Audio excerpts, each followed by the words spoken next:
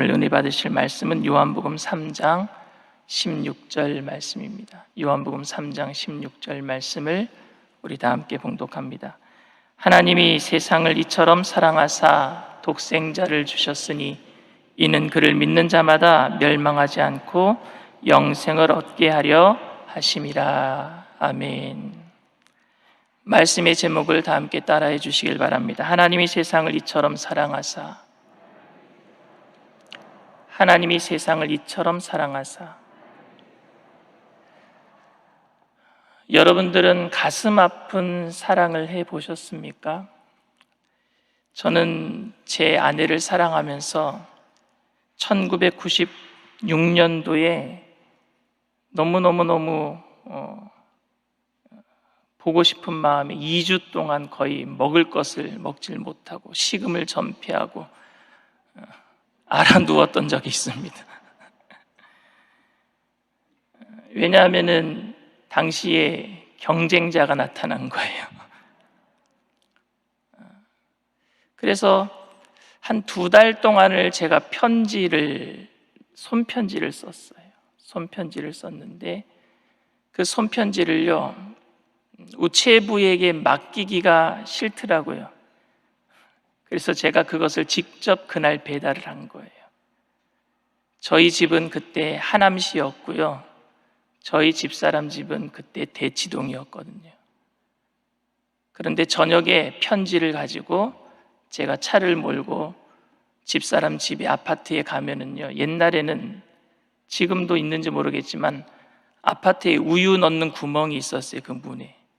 그래서 그 문 안에다가 편지를 넣어주고, 그렇게 2달 동안 제가 편지를 넣은, 사랑의 편지를 쓴 기억이 있습니다. 1년 전에 저는 한국에 있었고 저희 집사람과 아이들이 미국에서 이사할 때 이삿짐을 정리를 하다가 편지가 발견이 됐어요. 근데 그 편지가 제가 그때 쓴 편지입니다. 아이들이 그 편지를 읽으면서 저에게 화상통화로 전화를 했어요. 아빠가 이렇게 로맨틱한 사람인지 몰랐다고. 그 편지를 큰아들이 막 소리내서 읽는데 막 온몸이 오그라드는 거예요. 어쨌든 제가 그렇게 편지를 쓰면서 사랑이 싹트게 된 것은 사실입니다. 여러분, 세상에서 가장 긴 러브레터가 있다고 합니다. 사랑의 편지가 있다고 합니다. 그것은 1875년 프랑스의 마르셀 레쿠르르라고 하는 화가가 쓴 편지인데요, 연인인 마르엔느에게 편지를 보냅니다. 나는 당신을 사랑합니다. 프랑스어로 주댐무라 그러는데 그것을 187만 5천 번 적었어요. 사랑합니다, 사랑합니다, 사랑합니다. 그런데 187만 5천 번을 적을 적에 더 놀라운 사실은 그것을 자기가 쓴 것이 아니라 대필자를 불러서 대필자에게 쓰게 하는데, 주댐무 그러면은요, 대필자가 어떻게 써야 되느냐 하면은요, 그냥 쓰면 안 돼요. 복창해야 됩니다. 주댐무 하고 쓰는 거예요. 그럼 한 번 쓰는데 3번의 효과가 있는 거죠. 내가 주댐무라고 부르면은 대필자가 주댐무 복창하고 또 쓰니까 3번의 효과가 있으니까 187만 5천 번 곱하기 3 한번 해보십시오. 562만 5천 번의 효과가 있는 거예요. A4 종이에다가 약 1000장, 빼곡히 적어야지 1000장을 적는 겁니다. 여러분, 이렇게 긴 사랑의 편지를 보냈다고 합니다. 여러분, 하루에 사랑합니다라는 표현을 얼마나 많이 하고 사십니까? 한국 남자분들은요, 사랑의 표현을 좀 묵뚝뚝하게 한다고 합니다. 그냥 사랑해라고 얘기하지 않냐고 알지 그럽니다. 여러분, 알지는요, 털이 없는 지가 알지예요.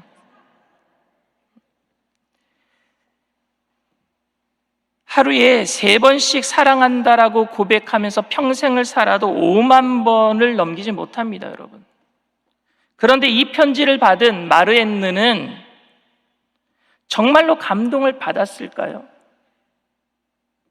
마르셀 레크루르는 돈이 많아서 대필자를 구해서 편지를 썼는지 모르겠지만 자기만의 사랑의 방식으로 사랑을 표현한 것이고, 상대방의 마음, 사랑을 받는 마르헨느의 마음은 조금 헤아려 주지 못했던 것 아닙니까?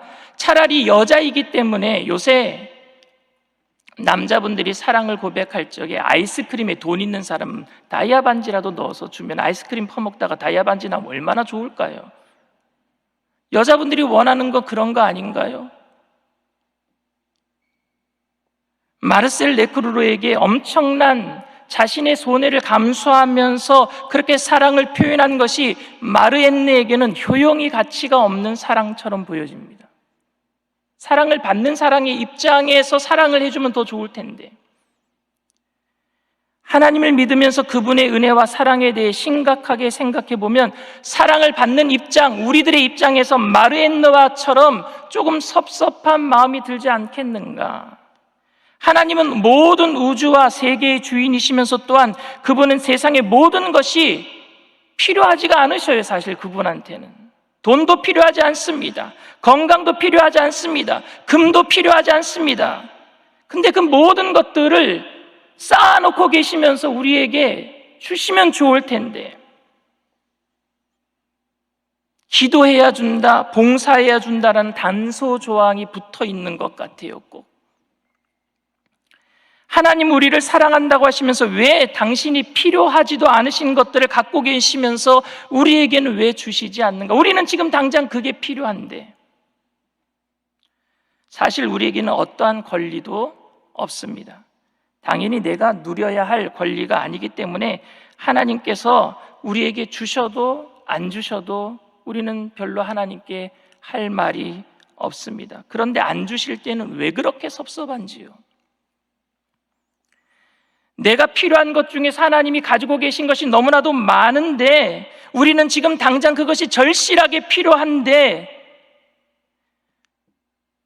옆에 신앙생활하는 분들이 이거 해봐라 그러면 주실 것이다, 저거 해봐라 그러면 주실 것이다 라고 말씀해서, 그래서 어쩔 수 없이 내가 헌신하고 충성하고 물질도 드려보고 하는데, 그렇게 순종하지만 그렇게 드리면서도 하나님께 봉사하면서도 하나님께 섭섭함을 느낍니다. 왜? 당장 안 주시니까. 이민 목회할 때 제가 전도한 저희 도시의 한인들을 사는 사람들 중에 가장 부자 중에 한 분이 계셨어요. 근데 그분한테 제가 신방을 자주 갔는데, 그분 차고에는요 클래식 카들이 많아요. 안 타고 다니는 클래식 카들이 많아요. 속으로 저거 하나 나 줬으면 좋겠다 하는 생각이 드는데 그분 절대 안 줍니다. 저랑 별로 안 친했기 때문에 안 주셔서 별로 섭섭한 마음은 없지만, 그래도 하나님과 저는 친하다라고 생각하는데, 하나님이 안 주실 때는 정말 섭섭하지 않습니까? 하나님이 세상을 이처럼 사랑하사 독생자를 주셨으니라는 말씀에 우리는 얼마나 큰 감동을 느끼고 있습니까? 세상에서 가장 긴 러브레터처럼 상대방의 입장을 생각하지 않고 하나님 자신의 입장에서만 우리를 사랑하는 방식으로 느껴져서 별 감동은 없지 않습니까? 정작 우리에게 필요한 것은 독생자는 됐고요, 건강 좀 주세요, 아들이 좀 잘 되게나 해주세요, 지금 당장 내가 돈 100만 원이 필요합니다, 가게세가 밀려 있거든요, 지금 당장 우리 아버지 좀 한 달만 생명 연장해 주세요, 지금 돌아가시면 코로나19 때문에 외국에 나가 있는 가족들이 들어올 수가 없어요, 운명하시는 모습 볼 수가 없단 말입니다. 지금 당장.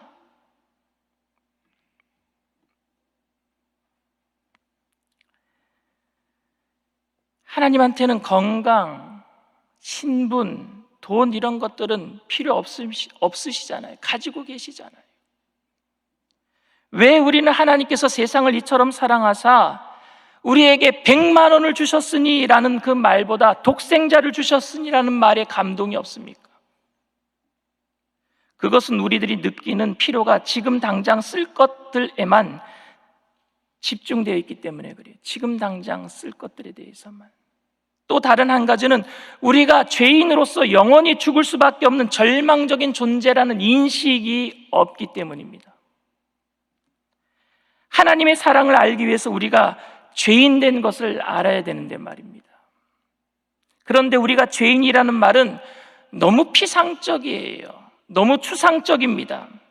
하나님을 믿지 않는 사람들에게 전도하기 위해서 우리는 당신은 죄인입니다 라고 이야기를 합니다. 그러니까 죄인이기 때문에 구세주가 필요합니다 라고 얘기합니다.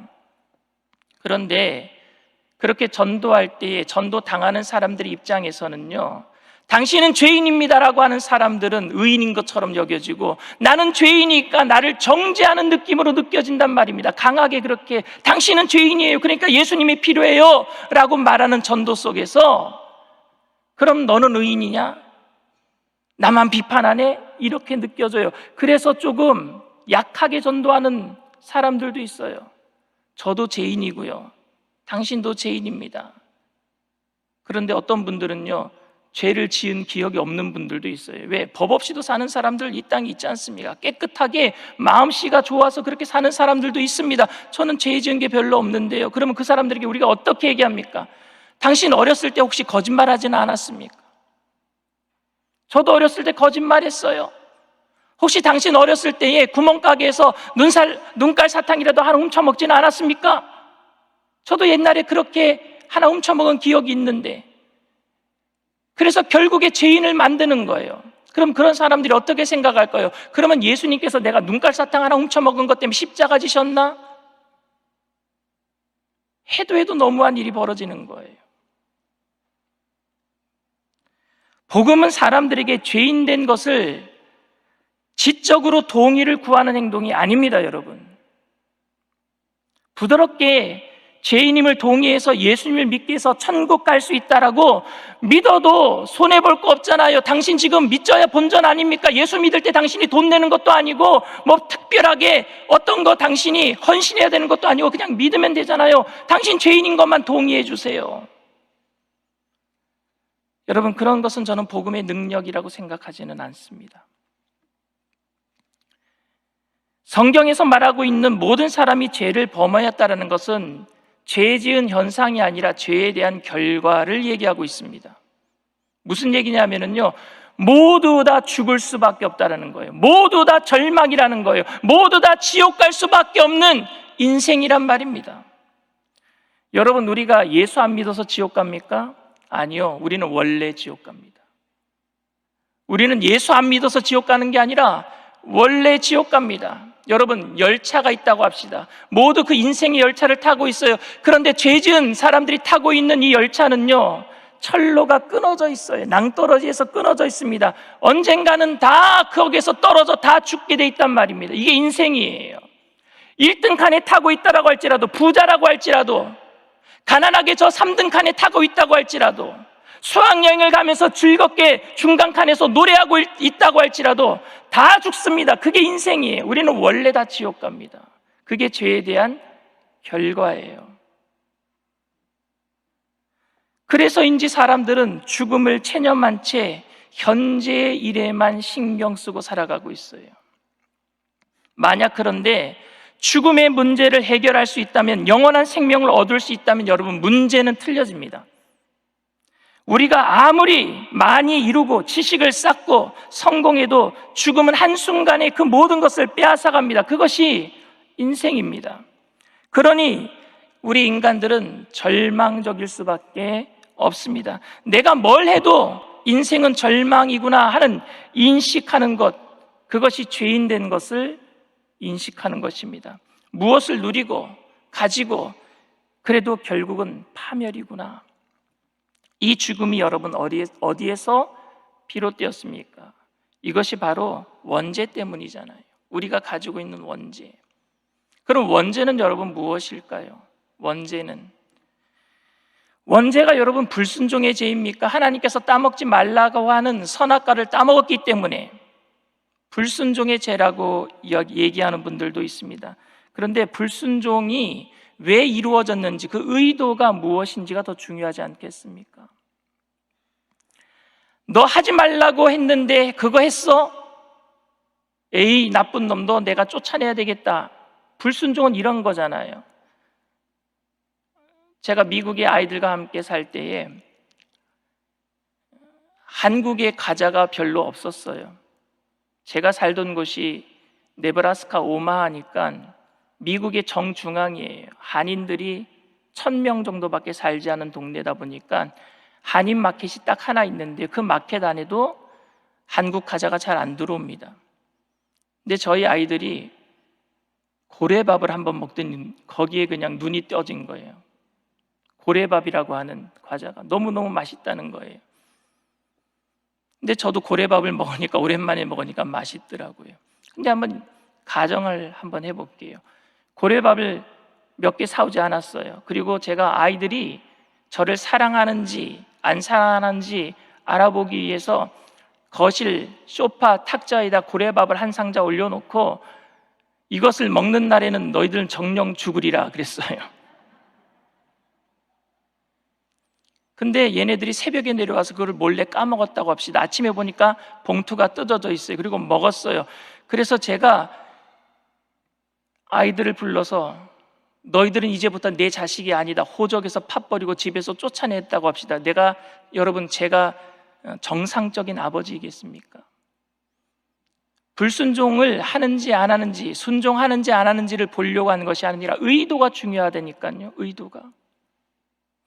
아담과 하와가 에덴 동산에서 선악과를 따먹은 이유가 무엇입니까? 마귀가 하와에게 어떻게 유혹했습니까? 하나님이 아무것도 먹지 말라고 하셨느냐?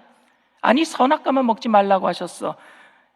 너 하나님처럼 될까 봐. 하나님이 그래서 그런 거야. 하나님처럼 될까 봐. 마귀가 그를 유혹할 적에 너 자유롭지 않지? 이 선악과 때문에 자유롭지 않지? 라고 물었던 거예요. 억압받고 있다라고 생각하게 만들었어요. 하나님 앞에. 에덴 동산 안에서 모든 것을 할 수 있도록 하나님이 만들어 주셨음에도 불구하고 선악과 하나 때문에 억압받고 있다라고 만들었단 말입니다. 그래서 네 자신이 주인이 되어야 돼. 하나님이 주인이 아니라 네가 주인이 되어야 돼. 이게 원죄의 의미입니다. 네가 주인이 될 수 있어. 여러분, 누가복음 15장에 보면 탕자의 비유가 나오지요. 아버지 집에 살면서 주인이 되고 싶어하는 아들이 자기가 주인이 되기 위해서 아버지의 재산을 가지고 떠나지 않습니까? 그 결과가 뭐예요? 아버지 집을 떠나면은요, 결국에는요, 돼지 지엽 열매가 결과예요. 죽을 수밖에 없는 결과가 온단 말입니다. 독립을 선언하는 거예요. 내가 살아보겠습니다. 그 이후로 하나님이 책임져 주셨던 모든 것들을 자기가 해야 돼요. 내가 어떻게 하면 잘 살 수 있을까? 내가 어떻게 하면 먹을 수 있을까? 이 모든 것들을 내가 책임져야 된단 말입니다. 돈, 권력, 명예, 행복을 추구하기 위해서 별짓을 다 하는 거예요. 왜? 내가 책임져야 되니까. 하나님이 주인이 아니시니까 내가 책임져야 되니까. 그들 앞에 놓여있는 결과는 죽음밖에 없었습니다. 절망밖에 없는 거예요. 이것이 죄가 가지고 있는 문제고 이것이 절망이란 말입니다. 사람들은 하나님께서 우리에게 무한한 자유를 주셨음에도 선악과 한 가지 때문에 하나님께서 나를 아무것도 못하게 하신다라고 생각하고 스스로 억압을 깨고 주인이 되기를 원했습니다. 이게 세상에 지금도 살아가고 있는 세속적인 사람들이 가지고 있는 죄를 깨닫지 못하고 절망을 깨닫지 못하고 무엇을 먹을까 입을까 마실까 염려함으로 살아가는 이 땅의 사람들의 고민입니다. 그런데 여러분, 세상 사람들은 그렇게 고민하고 사는 것은 당연한 것일 겁니다. 왜? 예수를 모르니까. 예수님을 알면서도 주인으로 살아가려고 하는 사람들이 교회 안에 있단 말입니다. 예수님이 알라딘 램프의 지니의 요정처럼 내가 기도할 때마다 나와서 내가 원하는 거 다 이루어주고, 그리고 내가 자유롭게 살고 싶을 때는 좀 호리병 속으로 들어가셨으면 좋겠어요. 내가 신앙생활을 하지만, 내가 기도는 하지만 여전히 내가 주인이란 말입니다. 여전히 내가 주인이에요. 이것이 죄의 본질이에요. 예수님을 믿고 있어도 아직도 죄를 짓고 있단 말입니다. 하나님이 만들어주신 완벽한 세상 가운데서 하나님을 떠나 살고 싶어하는 그 인간의 본성, 그래서 죽음이 찾아온 것인데 그 죽음의 문제는 잊어버리고 현재의 삶에 급급한 인생들 말입니다. 세상 밖에도 있고 교회 안에도 있어요. 그래서 최선을 다하지만 결국 죽음 앞에 절망을 느끼는 인간의 문제, 그 문제를 해결하기 위해서 하나님께서는 우리에게 독생자를 보내주셨다라고 오늘 말씀하고 있는 거예요. 하나님이 세상을 이처럼 사랑하사, 이 세상은 바로 우리들을 얘기하고 있는 거예요. 이 땅에서 살아가고 있는 우리들 말입니다. 하나님이 다시 우리들에게 주인이 되어주셔서 영원한 생명을 누릴 수 있도록, 그리고 우리에게 자녀가 되는 권세를 주시기 위해서 그 아들을 주셨다라고 오늘도 외치고 계시는 거예요. 우리가 죄인임을 안다면, 하나님께서 독생자를 주셨다는 말씀에 우리는 전율을 느껴야 돼요. 우리가 죄인임을 오늘도 안다면. 그런데 세상은 감동하지 않습니다. 세상이 감동하지 않는 것은 어쩔 수 없는 일이라고 생각하더라도 예배 시간마다 하나님께서 세상을 이처럼 사랑하사 독생자를 우리에게 주셨으니라고 말씀을 통해서 외칠 때마다 우리는 감격해야 되지 않습니까? 근데 예배의 감동이 사라지고 있지 않습니까? 그런데 하나님은 이 말씀밖에 하실 말씀이 없는 것 같아요. 내가 너희들을 사랑해서 독생자를 이 땅에 보내주었어. 우리가 깨닫든지 못 깨닫든지 주님은 이 말씀만 하시기를 원하고 계십니다. 왜냐하면 이 말씀이 우리를 살릴 수 있는 유일한 말씀이기 때문입니다. 하나님의 사랑이 별로 감동적이지 않을 만큼 험한 인생을 살고 있는 성도님들이 많을 것입니다. 또는 열심히 산 대가로 여러 가지 축복들 가운데 하나님이 더 이상 필요 없어서 그냥 형식적으로 종교 생활하는 사람들도 있을 것입니다. 그러나 이런 모든 분들에게 하나님이 하시고 싶은 하나님이 하시고 싶은 말씀은 내가 너희를 사랑한다, 그래서 내 아들을 너희에게 아낌없이 보내주었다입니다. 하나님은 우리의 주인 되시는 줄 믿습니다. 하나님의 집을 뛰쳐나간 우리들에게 우리가 인정해드리는 아버지가 되고 싶어 하셔요. 탕자가 뛰쳐나갔을 때에도 아버지는요, 언제 울는지 모르는 그 아들을 날마다 동구밭까지 나가서 기다리고 계시지 않았습니까? 아버지로 인정받고 싶어 하셔요. 왜냐하면 하나님만이 생명의 주인이시기 때문에 그렇습니다.